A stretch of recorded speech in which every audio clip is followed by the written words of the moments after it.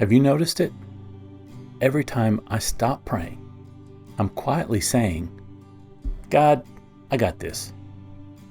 The absence of prayer is a declaration of independence from God, and that never ends well.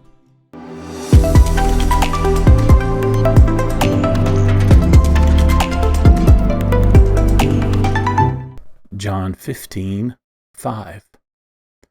I am the vine, you are the branches. He who abides in me, and I in him, bears much fruit. For without me, you can do nothing. 1 Thessalonians 5:17. Pray without ceasing.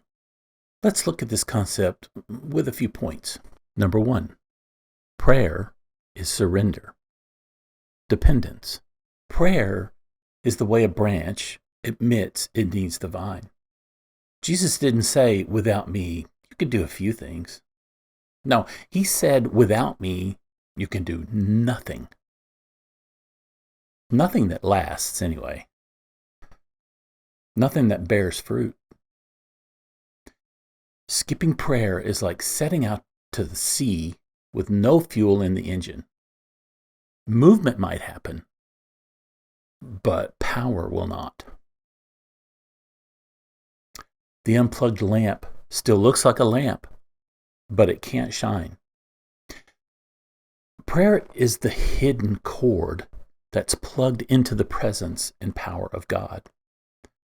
Scripture hammers this home in Psalms 127:1.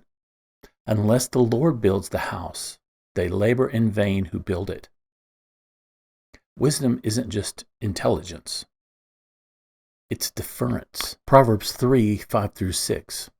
Trust in the Lord with all your heart and lean not on your own understanding. In 2 Chronicles 20:12, we see a timeless prayer from a king under pressure. He says, we do not know what to do, but our eyes are upon you, Lord. That's surrender. It's spiritual posture that says, I can't carry this, but I know somebody who can. Pride resists prayer. Humility runs to it. 1 Peter 5:6-7 says, humble yourself under the mighty hand of God, casting all your care upon him, because he cares for you. Look, prayer is not performance-based. God isn't grading your grammar. He's welcoming your dependence. Anxiety shrinks when you pray about it. Philippians 4:6 says, be anxious for nothing, but in everything by prayer and supplication, with thanksgiving, let your requests be known to God. Here, try this. Begin your mornings with verbal surrender. Say, Jesus, I renounce self-reliance, lead, and I will follow. Keep a care list and move each item into God's hands by name. Throughout the day, use breath prayer. Inhale, Father, I need you. Exhale, I trust you. It's that simple. Now, hold on a second. A great book that I have grown to love about breath prayer is this one. Breath Prayer. Calm your anxiety, focus your mind, and renew your soul by Jennifer Tucker. I have an affiliate link on this book in the description below if you're interested. I can recommend it. After that, repent, and then get plenty of sleep. Because look, a tired mind is a vulnerable mind. Take it from someone who knows. Number 2, prayer is alignment. Relationship. Prayer doesn't get God to do your will. It tunes us to his will. Jesus modeled this in Mark 1:35. In the morning, having risen a long while before daylight, he went out, and there he prayed. Jesus often withdrew to lonely places to pray. Proximity produces clarity. We don't pray to look religious. We pray to be rightly aligned to God's will. Alignment is what Jesus embraced in Gethsemane. You can see it in Luke 22:42. Not my will, but yours be done, Lord. That wasn't resignation. It was consecration. The renewed mind tests and approves the will of God. In prayer, fog lifts, motives are purified, and decisions are shaped by the Father's heart, not by pressure, hurry, or fear. When we skip prayer, we drift, and then we blame the wind. Try practicing praying the Bible. Open your Bible and pray, Lord, speak to me through your word. Read a psalm. Pause after each verse. Ask God what he is trying to show you. Keep a small journal. Now, don't try to write a novel here. Just capture impressions that align with Scripture. Psalms 25:14 says, "The secret of the Lord is with those who fear him." He shares his heart with friends who linger. Spend time with him to know him. Before every key decision, take 3 minutes to realign. Worship 1 minute. Wait 1 minute. Write 1 sentence. Ask yourself, is this wise? Is this loving? Is this obedient? If the answer isn't clear, don't rush it. Delay is not denial. In fact, it might be direction. Build a midday Selah into your calendar. Stand up, breathe, and pray, Holy Spirit, recenter me to your will.